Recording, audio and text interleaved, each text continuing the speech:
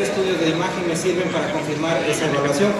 Y es que el término masivo hace relación primero a que tiene un mal pronóstico. Etiológicamente es una definición que podríamos indicar que abarca la extensión total o casi total del manguito rotador. Desde hace muchos años se ha tratado de dar una definición de la lesión del manguito rotador en cuanto a su tamaño, definiendo como masivo una lesión mayor a 5 centímetros por cofio.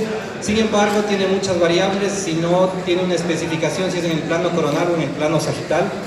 Gerber indicó que es una lesión que abarca más allá de 2 tendones del manguito rotador, sin embargo sigue siendo inexacta y confusa, y en los estudios es poco reproducible hasta la actualidad definir qué es una lesión masiva del manguito rotador. Por eso es que vamos a revisar un poquito la anatomía.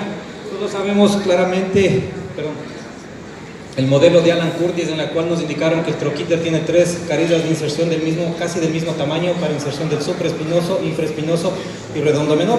Eso es lo que sabíamos. Sin embargo, Mochizuki, en estudios cadavéricos a partir del 2008, hace una revisión para definir la exactitud de inserción del manguito rotador en la tuberosidad mayor del hombro, en la cual observa que la inserción del supraespinoso es mucho más pequeña de lo que sabíamos hasta ese entonces y que la gran mayoría del footprint está ocupado por el infraespinoso.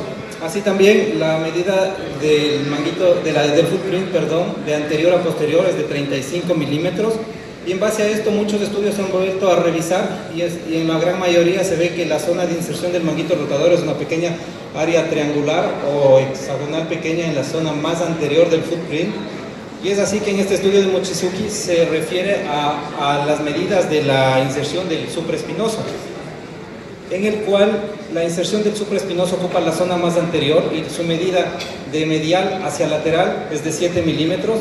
En el sentido antero-posterior, el borde medial o el borde articular es de 12 milímetros en promedio y la zona lateral es apenas de 1.4 milímetros. Y la gran mayoría está ocupada por el infraespinoso con una longitud de medial a lateral de 10 milímetros. En el sentido antero-posterior, en el borde medial mide 20 milímetros y en la zona lateral 32 milímetros en promedio. Esto sin incluir la inserción de la cápsula articular. Entonces, con el conocimiento de la forma de inserción del supraespinoso y el infraespinoso, lo que nosotros debemos hacer cuando vamos a tratar un manguito rotador, debemos medir la huesa plantar, la zona de inserción del manguito rotador que está comprometida, y como en este caso, si nosotros tenemos una lesión que mide 30 milímetros, debemos entender que es una lesión que compromete el 100% de la inserción del supraespinoso y al menos el 50% de la inserción del infraespinoso. Seguido a esto, la evaluación clínica es muy importante, como ya lo manifestó anteriormente el doctor Naula. Hay muchas pruebas que podemos hacerlo. Empezamos con la inspección del paciente en busca de deformidades, alteraciones en el hombro, posicionamientos inadecuados de la escápula que nos permitan valorar de forma correcta. El arco activo de movimiento del hombro es muy importante determinarlo y compararlo con el arco de movimiento del brazo sano. Ya explicaron anteriormente, entonces no vamos a ahondar mucho en eso porque llevamos ya bastante tiempo en el día de hoy. Dentro de la evaluación y los test clínicos existen más de 70 pruebas que están descritas para la evaluación del manguito rotador. Muchas de ellas evalúan el mismo músculo y tienen diferentes nombres, y a pesar de que existen muchas pruebas y test clínicos, no tienen una especificidad ni una sensibilidad tan alta, y es por eso es que nosotros debemos definir cuáles son las pruebas que nos permiten ir valorando cada uno de los componentes del manguito rotador. Es así como el doctor Naula hablaba al inicio, la asociación de pruebas diagnósticas nos va a aumentar la probabilidad de llegar a un diagnóstico de forma exacta.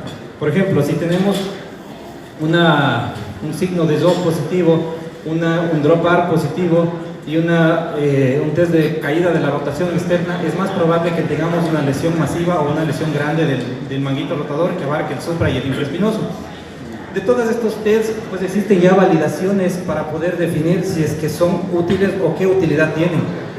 De las pruebas más estudiadas, la maniobra de Zoff tiene una especificidad del 60-66% y una sensibilidad del 70%. Realmente son tests que no son muy fiables en este tipo de patologías porque pueden ser positivas tanto para una tendinitis, una rotura parcial, una rotura completa o una rotura masiva. Pero sin embargo, la asociación de estos tests nos van a aumentar la probabilidad de llegar a un diagnóstico. Y con esta sospecha diagnóstica nosotros tenemos que pasar a hacer una evaluación de los estudios de imagen. Siempre empezaremos haciendo una radiografía en la cual vamos a ver signos indirectos en etapas tempranas, tal vez un poco de esclerosis en el troquíter, en estadios más avanzados, ascenso de la cabeza humeral, disminución del espacio glenohumeral, un pinzamiento a nivel del acromion con la cabeza humeral y una deformidad a nivel de la tuberosidad mayor.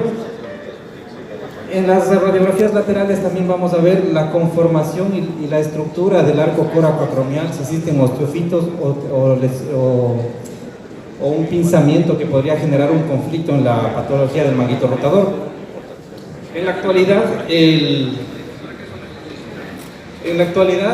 el eco se ha venido a constituir una herramienta muy útil para un tratamiento o para una evaluación del manguito rotador, que se lo puede hacer en el consultorio. Como vemos en esta imagen, una cortesía del doctor Naula, un test de caída de la rotación externa del brazo, se confirma una lesión masiva del manguito rotador. Sin embargo, puede tener muchas limitaciones esta patología debido a que si el paciente tiene una capsulitis adhesiva concomitante, vamos a tener limitaciones en las rotaciones del paciente y no nos va a permitir hacer un diagnóstico exacto.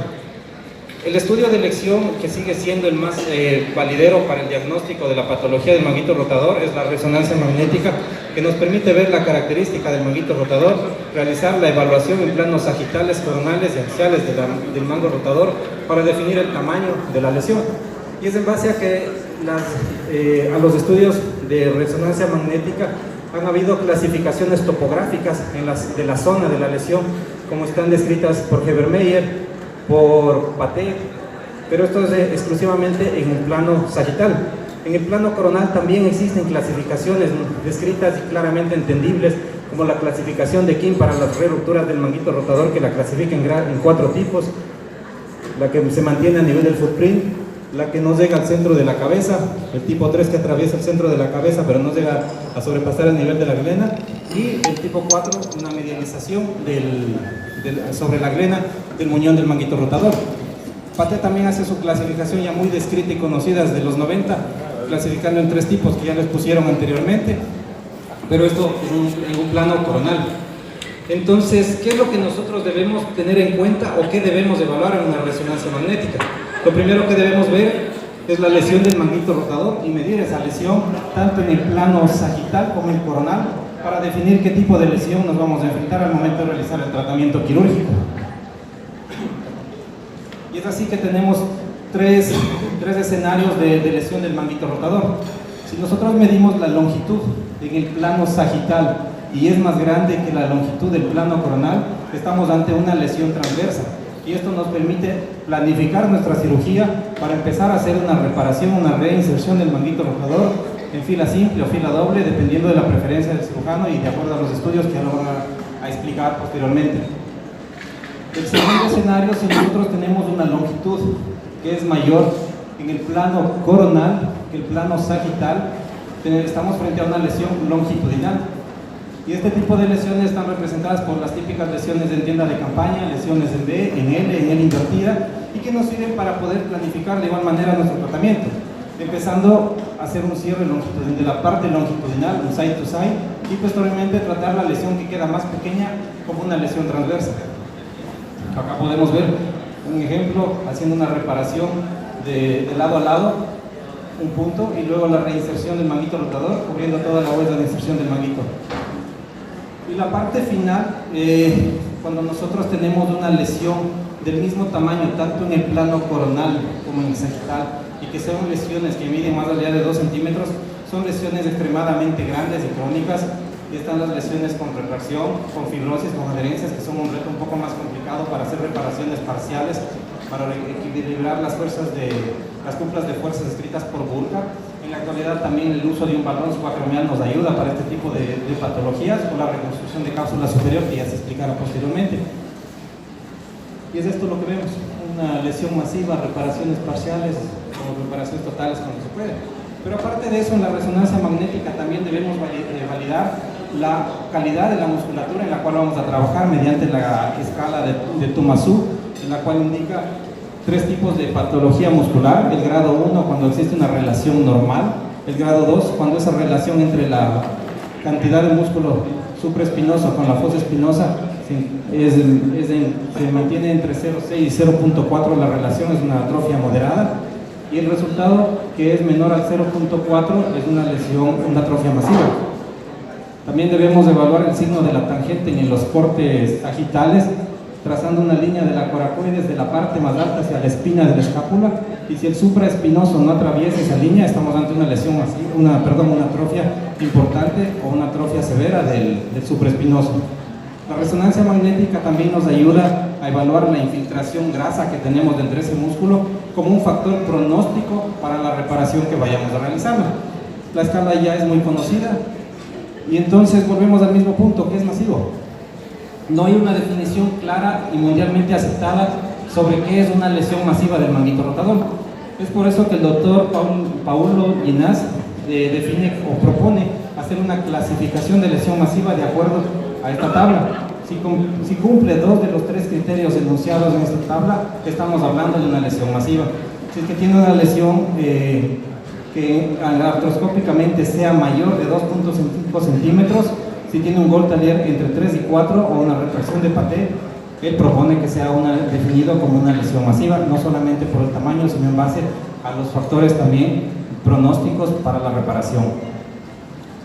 En conclusiones, una lesión masiva no solamente implica el tamaño, sino también la forma, la retracción y la atrofia e infiltración grasa de la musculatura que vamos a reparar. La evaluación artroscópica confirma la lesión y nos permite medir exactamente la huella plantar de desinserción del manguito rotador. La agrupación de maniobras diagnósticas nos aumenta la probabilidad de llegar a un diagnóstico exacto. La resonancia magnética sigue siendo el gol estándar para poder diagnosticar, ver el tipo de lesión, cuantificar el grado de infiltración grasa y también observar la atrofia muscular presente. Muchas gracias. Muchísimas gracias.